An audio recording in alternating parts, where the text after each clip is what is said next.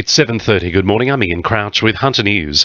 An ambulance paramedic has been punched twice in the head by a patient waiting to be treated at the Calvary Mater Hospital at Waratah last night. Police say the 41-year-old officer and his female off-sider transported the man to hospital for a medical assessment just after 9 p.m. and were waiting with him in the triage area when the alleged incident occurred. The paramedic wasn't seriously injured and they managed to restrain the man until police arrived. He's been granted bail to face Newcastle Local Court on January 21, charged with common assault. One of the 4 teenagers charged over a savage bashing at a Belmont North service station has sobbed in court after being told he'd be refused bail until at least January.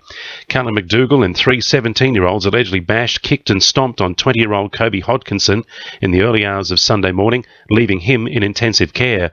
The Herald reports the magistrate, Robert Stone, denied the 19-year-old bail, describing the attack as one of the worst and most serious cases of violence which can be attributed to an individual.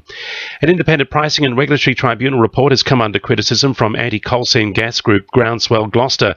The state government asked IPAR to develop a framework for compensation rates for farmers in the region who believe issues such as contamination have been avoided. Vice President of Groundswell Gloucester, David Hescott, claims extra benefits for farmers could become a form of bribery. They've gone along with this idea of sharing the benefits, where landholders get an additional payment on top of just compensation. We're concerned that this is going to be used as a mechanism to basically bribe people to accept coal seam gas, even if it's unpopular. A man who tried to buy a 5-year-old girl from her mother at Charlestown Square has been given 25 hours of community service after pleading guilty to offensive behaviour. 56-year-old Shane William O'Neill approached a woman at the shopping centre last year, offering to buy her daughter. O'Neill was seen on security footage approaching several young children and their families on the same day the incident occurred. Speed zones will begin to be displayed on mobile speed camera signs in the Hunter after a proposal was put to the state government by the NRMA. The measures will also see mobile speed camera vehicles become more visible in an attempt to allow motorists to avoid inadvertently breaking the law.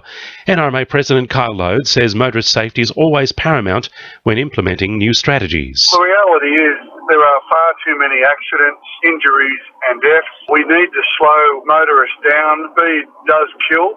So the more measures we can put into place to slow people down will actually make it safer and reduce the accident rate. Newcastle Council wants to make the city more leafy. It's devised a plan to build the city's urban forest with trees which won't damage footpaths, fall during storms or need to be cut away from power lines. It'll be used as a guide on what trees should be planted where.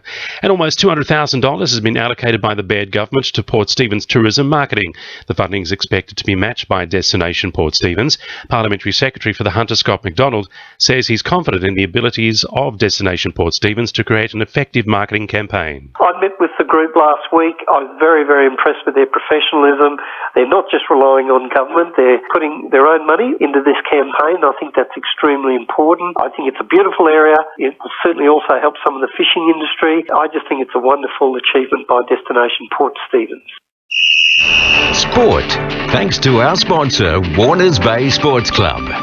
The Newcastle Knights veteran physician Peter McGeoch is reportedly planning to move on from the club after 24 years of treating players.